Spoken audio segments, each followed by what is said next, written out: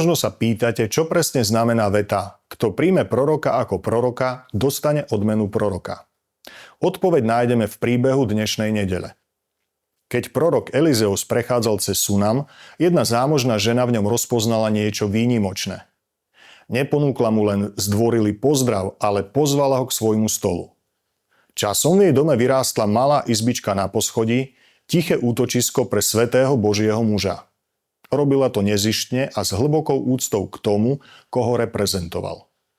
Hoci boli s manželom v pokročilom veku, prorok jej prisľúbil: o rok v tomto čase budeš mať v náruči syna.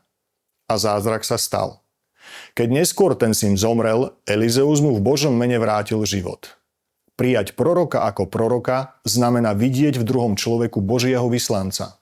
Nie je to o hľadaní vlastného úžitku, ale o štedrosti srdca, ktoré rozpoznáva svätosť.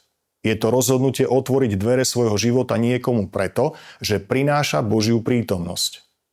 Odmena proroka potom presahuje hranice logiky. Je to dar, ktorý si nekúpite.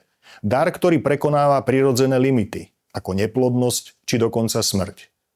Boh cez tento príbeh hovorí: ak s čistým srdcom príjmeš to, čo je Božie, ja vyriešim tvoje problémy spôsobom, ktorý presahuje všetky tvoje predstavy. Často aj bez toho, aby si o to musel prosiť.